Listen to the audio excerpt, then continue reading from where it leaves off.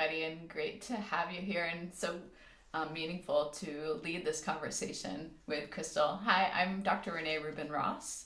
My firm is the Ross Collective. We design and lead inclusive planning and board processes. So I identify as a white woman. I use she her pronouns. I'm a strategic thinker. I do a lot of facilitation. I teach at Cal State East Bay. I teach and I run the nonprofit management certificate program. I am really passionate about diversity, equity, inclusion, and belonging. We'll be that's what we're going to talk about for the hour. And I wanted to just say that in terms of my background, I believe that our most challenging experiences can become opportunities for insight and growth. So as a kid, I was that kind of geeky kid at the back of the library who didn't feel included. And that really spurred me to think about who feels included, who doesn't feel included. And more recently, my work on racial equity as a facilitator and trainer alongside people who are Black, Brown, Indigenous, and from many backgrounds has really pushed me to think about how to bring belonging and inclusion to these different conversations, and how to build spaces that bring belonging. So it was so fun a few years ago to meet Christal online and find out about our shared interests in equity on nonprofit boards, and we've gotten to work together on a bunch of different projects. So I'll let Christal pass it over to Christal to introduce herself. Thank you, Renee. Thank you, thank you, thank you. Hi, good morning. Well, good morning, good afternoon. It's afternoon here in Atlanta. So good to be here with you, Renee, who has become my partner in crime and the ear that I vent to and my fellow colleague in this work. And so I'm so excited and pleased to be here with you, Renee. My name is Christal M. Cherry. I identify as an African-American woman. My pronouns are she, her. I'm a mompreneur, which just means I'm a kick-ass mom and an entrepreneur. I'm a disruptive leader. I like to think of myself as that way, as I'm always challenging the status quo, challenging the way things should be. And I think we're seeing now with all that's happened that we're all beginning to challenge some of the norms that we've been brought up with and we've been taught. And so prayerfully, we're going to have a chance to talk a little bit about that today. Like Renee, I share passion about diversity, equity, and inclusion, but even more so, I feel passionate about working with board members. And so I'm a trained nonprofit fundraiser, worked in the fundraising space for 23 years. So for those of you who are still there, oh my goodness, I get it. Let me give you a high five and praise for still being in that sector, part of the sector. I'm also a board member, and so I sit on a couple of boards, and so I know the experience of board members. I'm a native New Yorker, and so like Renee, we both were born on opposite sides of the country. I grew up in a lower middle class family. Mom and father both were professionals, mom a nurse, dad a cop. And race was talked about quite a bit in my family. And so we're going to talk a little bit about that as well. But I really started to think about that when I began doing this work with Renee, what my experience was like as a child and learning about the world and being Black in the world and what that meant. I'm also a breakfast lover. I love to eat eggs and bacon or pancakes any time of day. And I'm also a John Legend fan. So you might hear some John in the background if I start feeling a little anxious. He helps to calm me down. So anyway, thank you, thank you, thank you. All right, Renee, I think I'm handing it back over to you. Am I? No, I'm starting this. Okay, so Renee and I have been in this space and we realized that there have been some challenges when it comes to nonprofit boards. They have a lot of issues, but one of the issues that we've been working on here lately is boards and DEIB, right? And the challenge has been is that many of them have just not embraced it, right? They know that it's an issue. They know that this is something they need to work on. They just not made it a priority. And maybe they're not even knowing how to start. So we're going to talk a little bit about some of the challenges and then some of the solutions. Renee, Christal. Okay, so we're going to do a poll here. We want you to just put your answer in the chat about your board. What challenges, and if you're not on a board or you don't work with a board, how about you're substituting it for your staff, your team that you work with at work? What challenges are you having in creating a diverse, inclusive, and equitable board or equitable team? Yeah, there is a poll that's popped up so people can vote.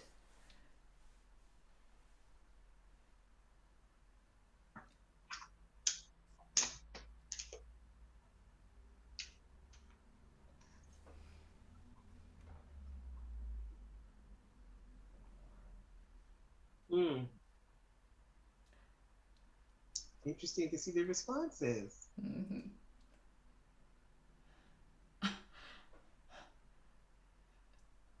So far, everything's a challenge.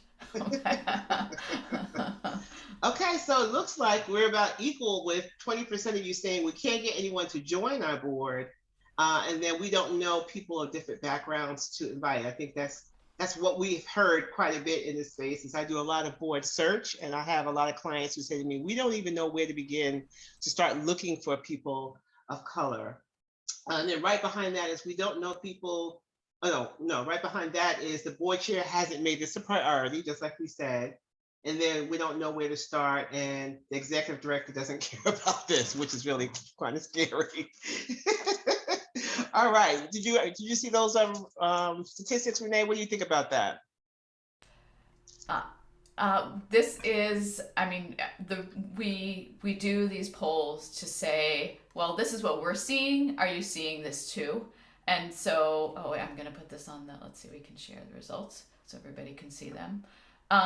So what we're seeing is that those you in the room are experiencing these same kind of challenges that boards are coming to us and talking to us about, and that there's a lot of research as well uh, talking about these, that there are challenges that boards are experiencing.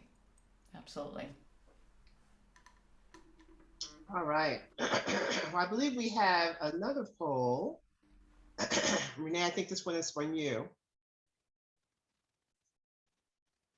Right. So next poll, second question, what challenges are you having in creating an inclusive and equitable board culture? So some challenges that we've heard about and we're going to be talking about in this conversation. I don't notice race, inertia, knowledge gaps. We're uncomfortable talking about race, and our culture is fine the way it is. So, right, and I do see that I noticed that, oh, let's see, we can launch, how do we launch our next poll? Keela, help us. Yeah. How do we do that? Sorry, I'm going to help you launch your poll. Okay.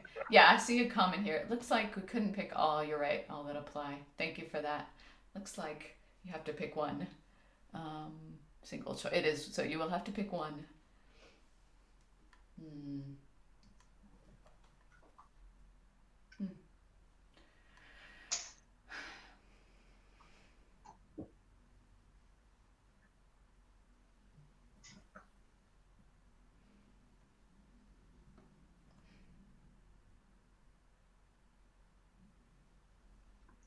Great. Okay.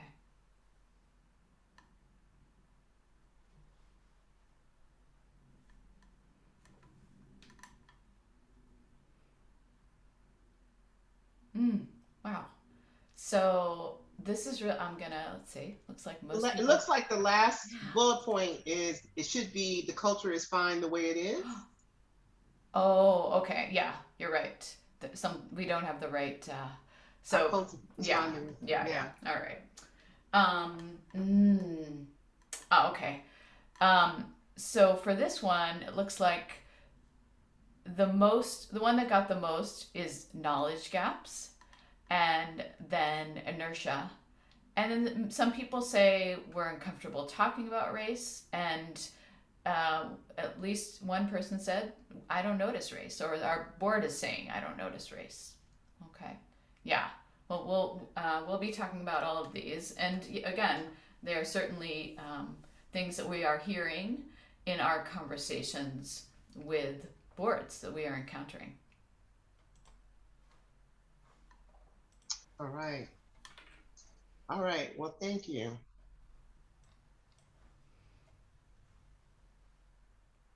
So today's agenda, we will talk again about the challenges we've just been sharing with one another, some possible solutions and steps for us to perhaps address those challenges, and then we'll take your questions.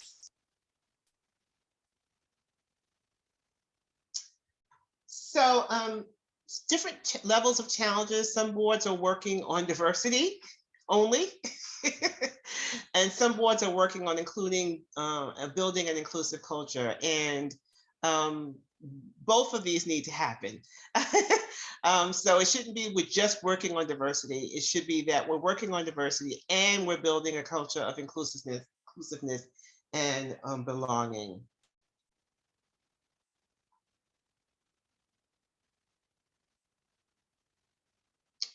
Renee, I think this one is you.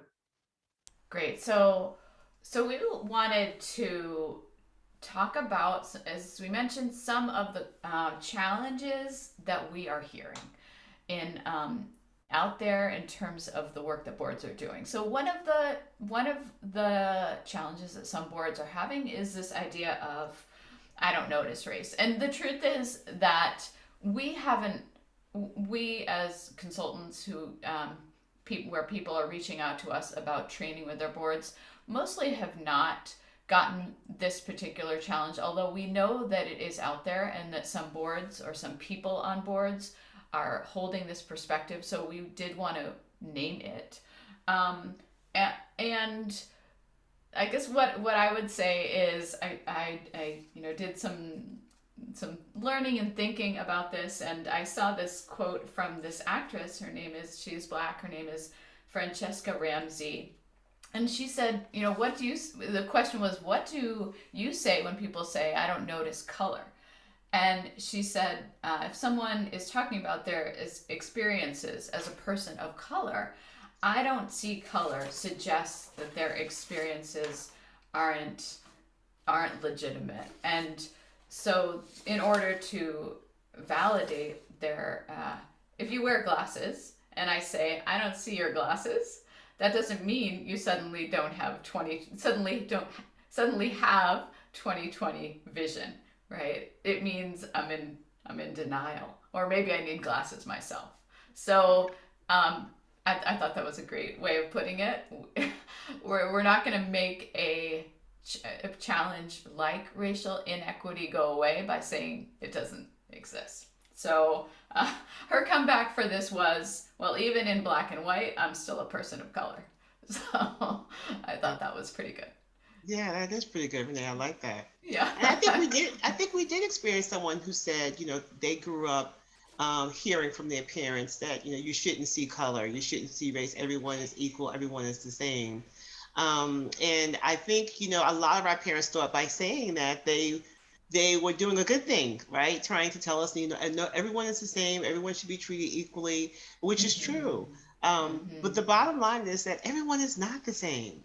We are all very different, and it's okay to acknowledge difference, and it's okay to embrace someone else's difference. It just doesn't have to be yours. It's not good or bad. It's just different. And right. So to say I don't see race or I don't see color, I think these days in this current climate could be offensive to people. Absolutely. And we're going to talk, and we're all human beings, which is great. The majority of our DNA is the same, and our genetic material is the same. But the experience that different people have based on race is where we have differences, and if we're going to be, if we're going to help boards to really solve the different problems that nonprofits are working on, we're going to need to talk about that. So yeah, you can go to the next one. Thank you, Christal. Oh, inertia. Yeah, so this felt really important to talk about because it is something that comes up in organizations that we meet, both in a lot of different settings. I teach board development, and my students say this, well, we have a certain group group of people on the board, those people, there's a lot of we're happy with we're okay. It's basically working for us. We've always done things this way. Why do we need to change? And I do think that that this is we are in a time where honestly people are tired, and so this idea of inertia and not having the energy for change is real. We're going to talk later about some solutions to this, but I would say that one of the first things that Christal and I do when we meet an organization is we do an overall board assessment survey where we ask everyone on the board questions about belonging and about their experience on the board. And so it may be that often some people feel like this is really working for us, and then some people who may not feel that sense of belonging, and they may be some of the people of color on the board, really know that things need to change. And what we try to do is really get at for boards, what is the cost of this inertia? Because often when we start talking about that with groups, people are able to start to identify, maybe it's, well, we're not, we really aren't recruiting the people who people of diverse backgrounds who might be able to weigh in on some of the solutions that our nonprofit is working on.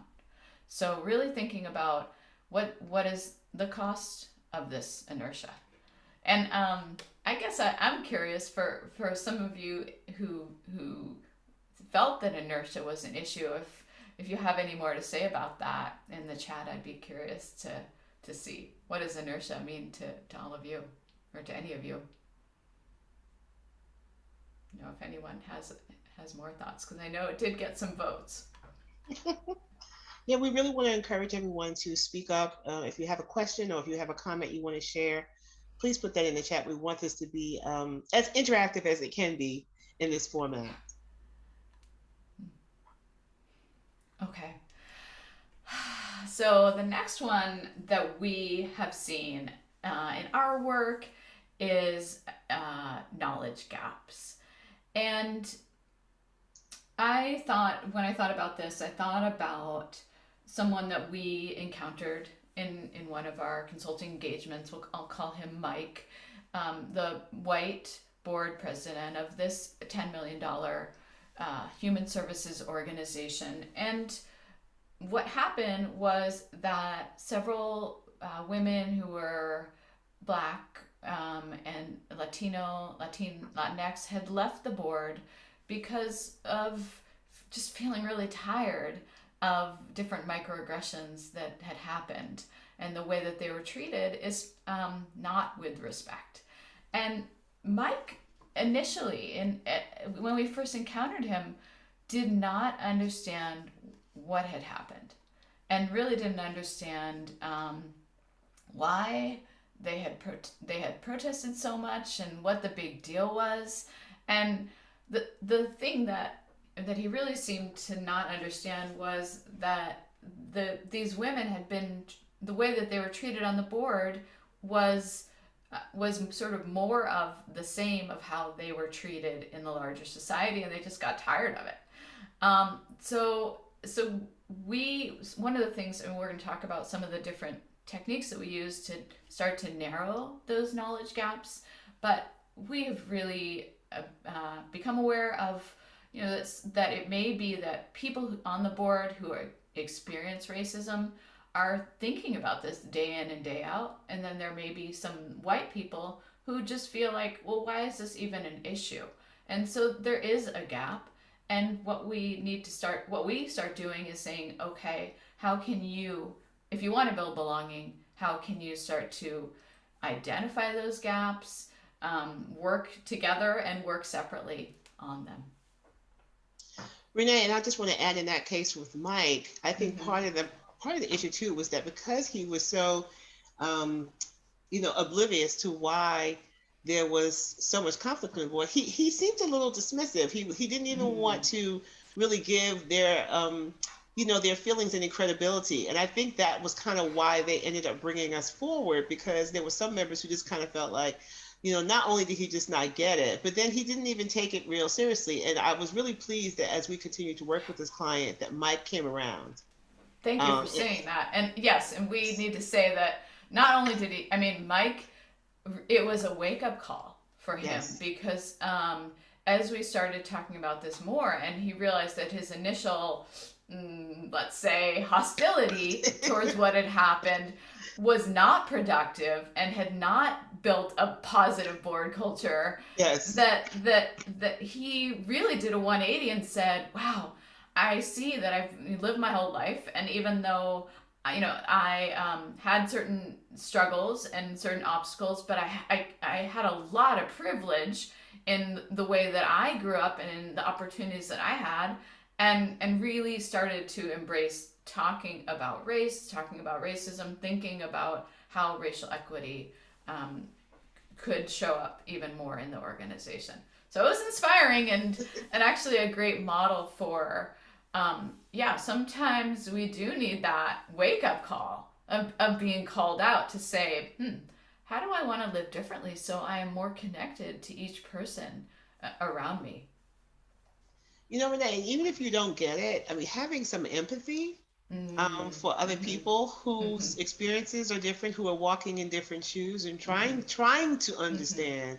I know if you have no frame of reference, it's difficult, but trying to understand what it must feel like to be in that person's position is often a challenge for a lot of our leaders, is that they just don't, not only don't they get it, but they just don't even have a clue about what it feels like to be in those shoes. And I think that's what makes it so difficult sometimes for them to take it seriously. We often get in our bubbles, that are constrained by racial background or class or whatever, and don't hear those different perspectives. Right. All right. So another issue that comes up a lot is this idea of boards are uncomfortable talking about race.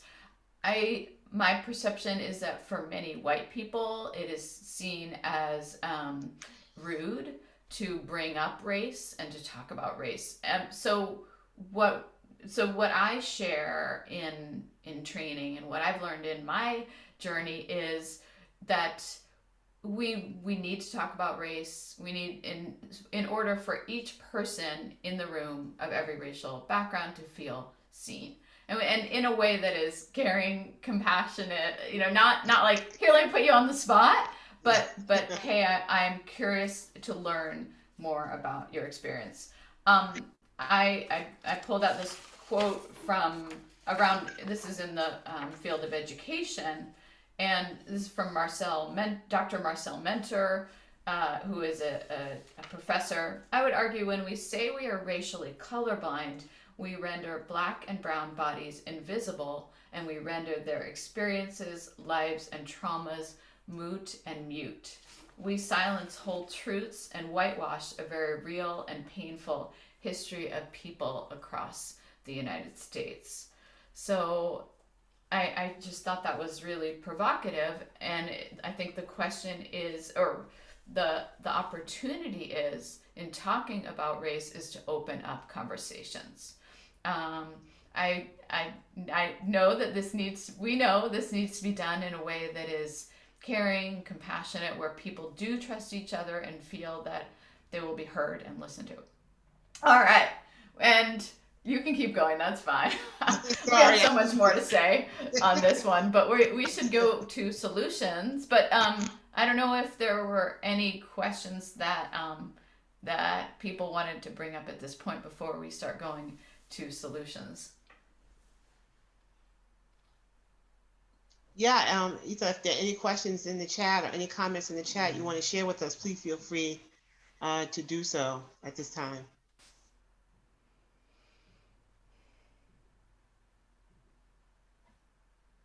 Okay, well, one of the things that I like to do when we meet boards, is we tell them that they need to get started by working on their own individual selves.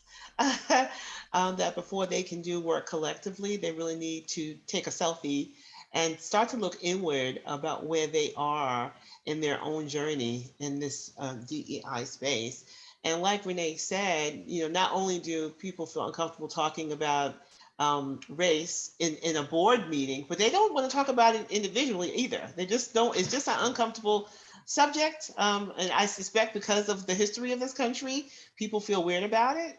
And they don't even want to think about it. You want to go about your day and not really think about, your skin color, the skin color of others, what position it positions you in this country, what it affords you, what it denies you.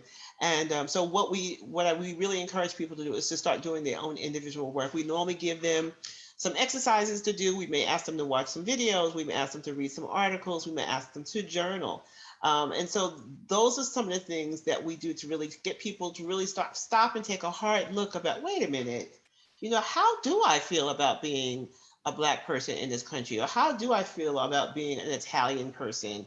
Or what has been being a Jewish person been like for me in this country? What has it afforded me or not afforded me? And so I think when we start having those kinds of conversations, you really start thinking about where you sit in the space. Kim, hi, do you have a question? Yes, hi. I think Isha might be having trouble with her mic. So we did have one question that came in. Hi, everyone. I'm Kim. I'm helping out on the tech side. Moe asked a question. When you interview the current board members to find out how the culture of belonging is going, what happens if the biracial people of color board members have already left the board? If the biracial? Sorry, I misspoke. BIPOC board members. Oh, yeah. I mean, that's what happened in this case with Mike. We had, an exodus of 3 or 4 people of color. We still had 1 or 2 remaining. And I think they onboarded another one while we were working with them. But they had a big exodus of people of color on the board. And so we were often talking to primarily white people. And so we had to talk about what happened. The thing is with this group is that they didn't even tell us that prior to our taking the assignment, they had this mass exodus. We had to learn that later. Like, they didn't even want to talk about the fact that the reason why they were where they were was because they had this conflict. And we found out later from talking to board members who we interviewed that there had been an issue. And so that was very interesting, Renee. Yeah, I mean, just adding on to that, there's a lot of different ways to get data. So as I mentioned before, we did the survey, we did interviews, and I know someone in the chat mentioned also doing interviews, exit interviews, but even interviews with current board members, there was plenty to learn about. There were Black and Latinx people on the board, and how had their experience been? How welcome did they feel? What was their perception of this board's ability to do the things that we're talking about here? Talk about race. This is an organization that served Black and Brown, primarily Black and Brown clients, and so it was really critical that the people on the board that they could understand that some of the challenges of the clients being served by the organization.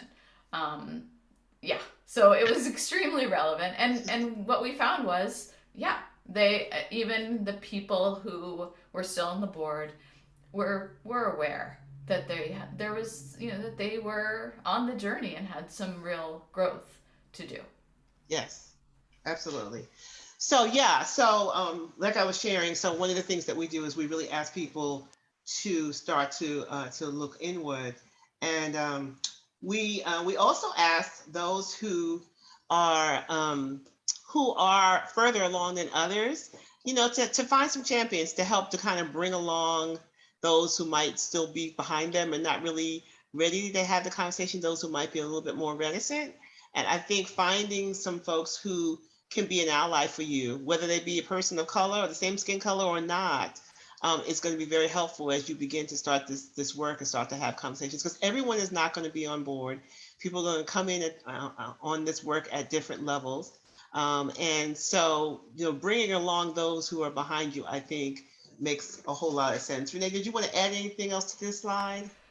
I just wanted, I'm not, I see a comment in the chat, and I did want to, well, I guess it was I did want to respond to it. I will share, we wrote a piece that was on the Board Source blog about some of these experiences that we've had. And someone wrote about the same kind of a thing that we shared in the Board Source blog, which is that even if you might be the board chair and you are BIPOC, you're Black, Indigenous, or a person of color, you sadly may still feel like, wow, I've gotten to be the board chair, but I'm still not getting the respect that I deserve. And we met a board chair who had that experience, and it was really painful. And it was really painful, and it was really something that the group needed to talk about in a direct way, which is what we did as the facilitators. And by the way, not in one conversation, because this is not something where you just say, oh, we're going to talk about this for 15 minutes. This was multiple building safety together until we got to the point where we could talk about this and say, how does this group going forward want to build belonging for everyone, for every person on the board? So I'm just honoring the comment from that person. Thank you. I will not say your name. They asked to be anonymous. Yeah, no, and I think that's, I think you made a good point, is that when you decide to take a deep dive and really get into this work, it takes a minute. This is not overnight work. This is not something you can just have 1 or 2 meetings and, oh, good, we're all better.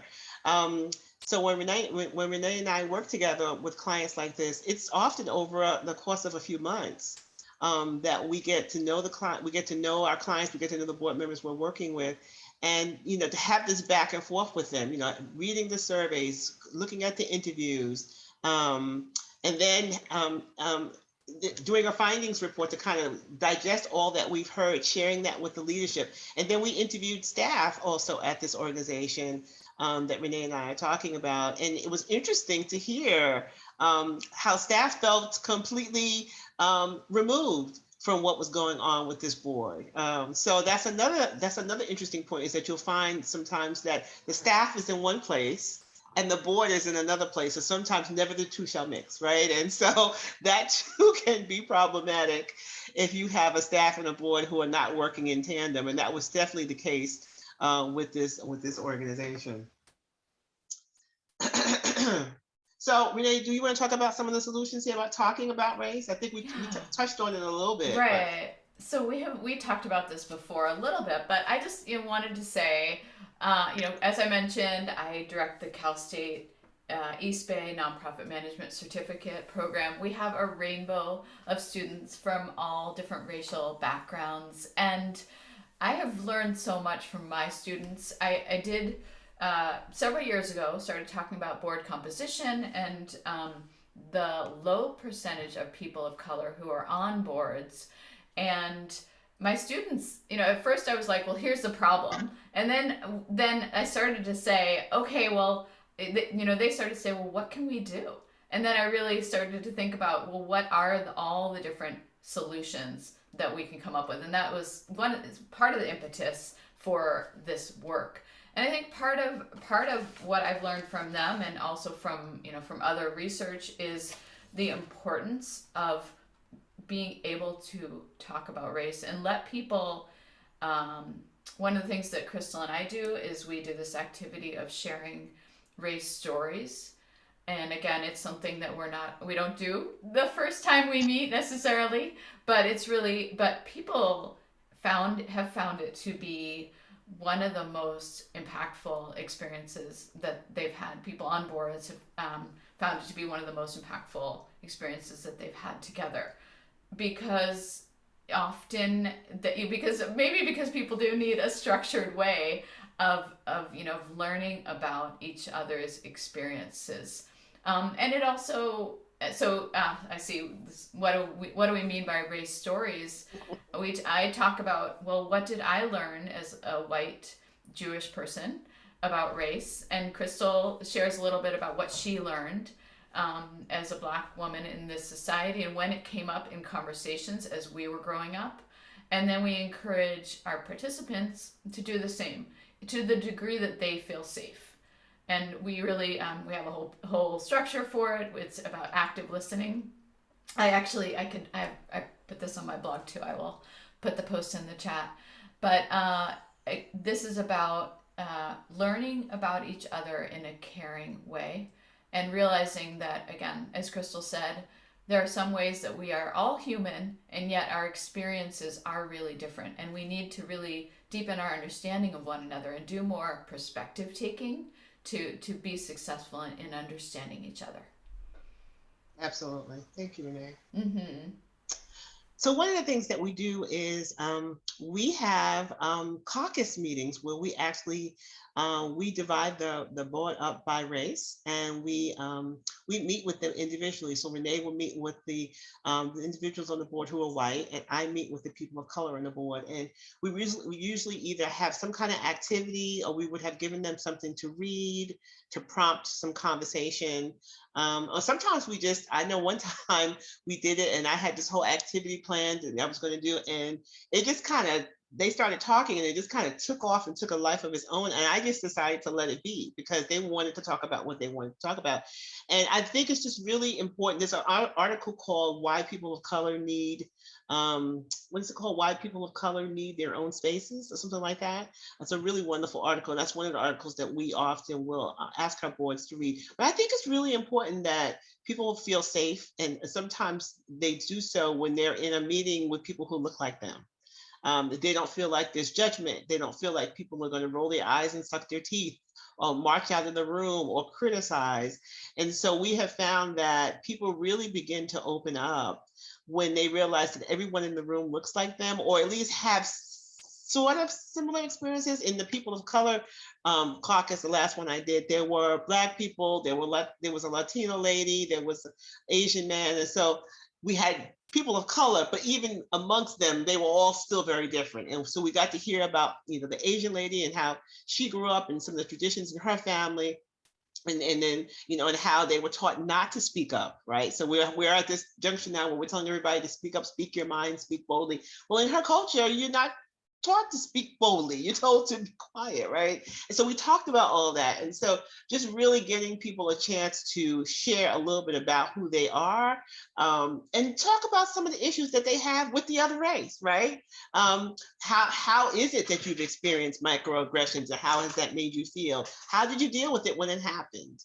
Why did that feel hurtful? Those kinds of questions will really get people a chance to speak up. And Renee, why don't you share a little bit about what happened in the last White Caucus meeting you had? And I wanted to say, sometimes people say, well, is this exclusive? How do you know you're not?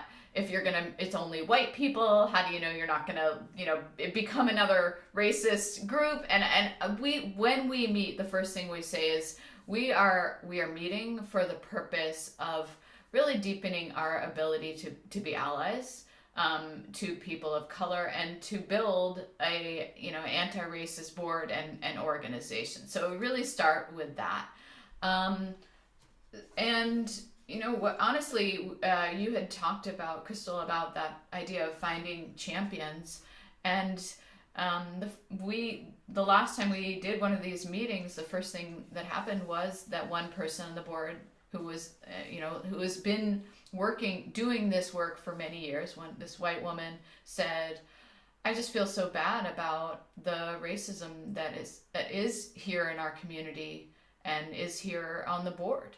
And she just kind of, her comment started the whole conversation, and also about the fact that some people on the board had not decided to join.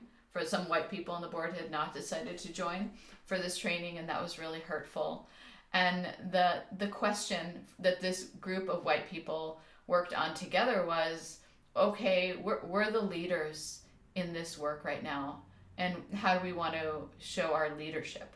So it was very powerful. And then the last thing that happened was the two groups came back together, and Emily, our person who had been doing this work for many years, said, I just feel so bad about the racism that exists in our society, and I feel so sad and ashamed about it. And that was where the conversation started. And then the BIPOC caucus said, well, that's basically what we talked about too. And it was just this pretty amazing moment of, Wow, maybe we are more similar than different, even though it doesn't always feel that way. Yes, absolutely. Well, and Renee, I want to scoot through because I want to get to the little exercise we here. I think we might have 10 minutes or so, and I want to just give it a chance. And so here we have a situation. We want you guys to weigh in on it, and you can do so by typing your comments in the chat, or if you want to speak up, you can raise your hand, and we will unmute you. And so we just wanted to get some feedback about the situation and how you would handle it. So Jim and Tanisha are board members. Jim is white and Tanisha is Black. Both have been serving on the board of the nonprofit serving homeless individuals for 4 years. Jim makes a large donation of $50,000 each year to the nonprofit, and Tanisha makes only a $1,000 donation each year. But she attends every board meeting, volunteers at every event, and has brought more annual donors to the organization with gifts totaling more than $15,000. Jim, on the other hand, rarely attends any meetings, and he's never even been to the annual gala. However, the board chair, Stan, has decided to honor Jim at the annual gala with the Board Member of the Year award, but no one on the board has publicly objected to this decision. But behind the scenes, a few have silently protested and want Tanisha to receive the honor instead. And so now they are convening to figure out how to let Stan and the board know that they disagree with his decision. Oh, and by the way, Tanisha is a former client and she's the only Black person on the all-white board. And so that is the situation we want to share with you. And then we have some thought-provoking questions. We want to hear what you have to say about the situation. So this is the group that's convening now to let Stan know they're not happy about his decision. So what should they do first? How is white privilege at play? How can they be an ally for Tanisha? What's really hard about this? And what are implications for the board moving forward? And so normally if we were in a situation where we could see your faces, we'd have you just come off mute and see your faces and talk. But since we're not, we're just going to ask you to just put in the chat some of your feelings and feedback to some of these questions. Or if you feel really strongly and you want to speak up, just raise your hand and we will unmute you and hear from you. But we wanted to have an opportunity where we could hear from you instead of you hearing from us the whole time. So yeah, what should you do first in a situation like this? This group is meeting. They're not happy that Stan has decided to honor Jim. And they want to do something. They want to let Stan know their objections. What would you do first? How would you handle this? Anybody? I see a comment in here. It says, "Why can't they just be honest?" Yeah, that's true. And so what does that say? That when he announced his decision to honor Jim, that no one said anything. Okay, we have a raised hand. Okay, so let's see. Can we get Jan Garcia? Hi. Hi. Hi. Yes, I'm sorry. It was too much to type and I was chomping at the bit. So I'm like, let me raise my hand. So, hello. Hi. Why can't we just be honest? Why can't we let Stan or, say, listen, you didn't do this, you didn't do this, you didn't do this, she did, and so on. I know that people don't like to step on others' toes and they worry about this and that, but maybe that's part of the problem. You can be honest, but in a polite way, I suppose. You don't have to be, have an ugly tone or whatnot. And I know a lot of people don't like that, but maybe we need to practice it a little more. Okay, so when you say be honest, can you tell me more what you mean? You mean when he announced that he was gonna honor Jim, that they should have spoken up then? What do you mean when you say? Yes, they should have spoken up then, knowing that Tanisha has been to all these events. She's put in the work. She's sounds like she's gone above and beyond. So, it should have been a no-brainer. And there should be some, I guess, brave enough people. It's crazy that we have to call them that, but if I were sitting there myself, and I'm not, but I would have politely spoken up and said, hey, hold on a second. let's think about this. And, sometimes we just need to do that. But It's Jan, difficult to, what do you think their silence tells you about that culture? I think their silence tells me that they, those are the people that, hey, I don't want to get involved. Hey, that it's not up to me. Let me just sit here and be quiet. But Right. again, it's not okay to just sit back, and you don't have to go out with, guns ablazing. You just, hey, and people need to be receptive to that. Board members or coworkers or whoever, people need to be more receptive to conversation. We don't seem to be able to have conversation anymore without it being, oh my God, so yeah, and so I think it's a perfect example of how people can be complicit, right? And so they know something doesn't feel right, doesn't smell right, doesn't seem fair. Some people are not being treated clearly, and yet they just sit back and they choose not to say anything, right? Right. And I think this example shows how people can be in that position. They know that Tanisha probably should be the one that should be honored because of all that she's done. And yet they have chosen, at least publicly, not to object and not to say anything to Stan, who may be in this culture the person who's always made the decisions, right? And so yeah. A lot of people in the chat, so much wisdom here. I see a lot of people pointing out, why did Stan make the decision on his own? Mm-hmm. Yeah, because sometimes people are waiting. Maybe this is a culture where people don't normally speak up, and so Stan just, he just takes the bull by the horns and he makes the decisions for them, and they don't object to anything, right? Can you still hear me or no? Yes. Oh, so, and that said, I would also like to say, if it were reversed, then it should be the same way. If it just should be fair, like you have been saying. We need to speak up to ensure that things are fair, regardless of what that means. And if we just need to speak up, and someone should have spoke up on her behalf. I definitely would have. Yes, Jen, it sounds like you would have. A lot of people also in the chat are pointing out this idea of what are the criteria of selection. And some of the things that we do when we work with boards is we start talking about who has power to make decisions, which certainly is something that's coming up here. And also, how can you make visible the way that decision making is happening? And it sounds like on this board, it's completely invisible, and then it just one person gets to decide. So we have another raised really hand, Sherry. Yeah. Sherry Doxtator. We'd love to hear from you.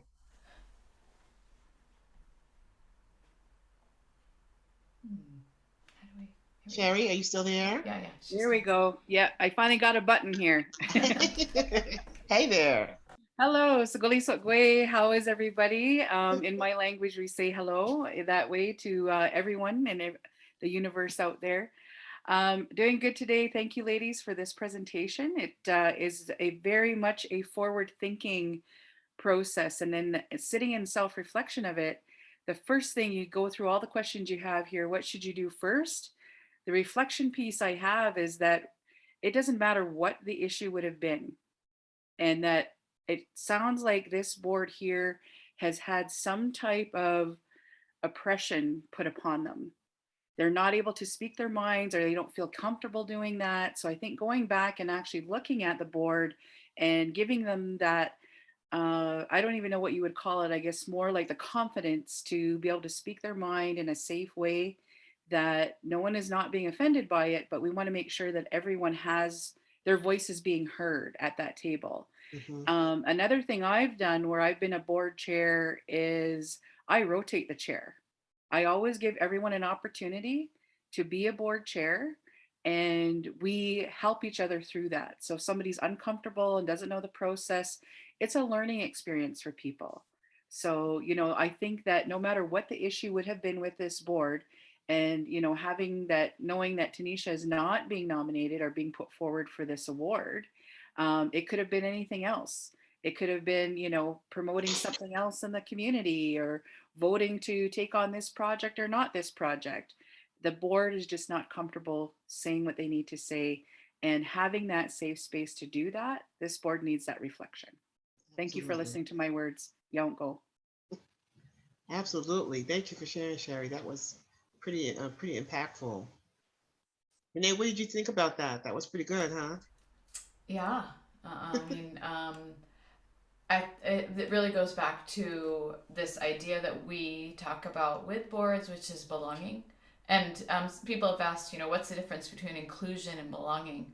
Inclusion has this kind of top-down feel, where maybe the people in power, including the other people.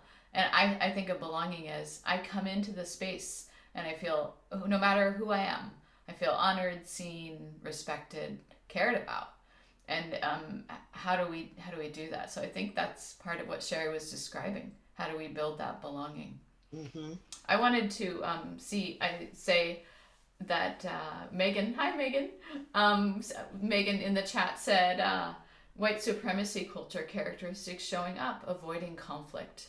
And this is something that we talk about too in our trainings, is what are some of those characteristics of white supremacy culture, and how do we start to identify when some of these characteristics are happening, so that we can, as Sherry describes, begin to act in a different way.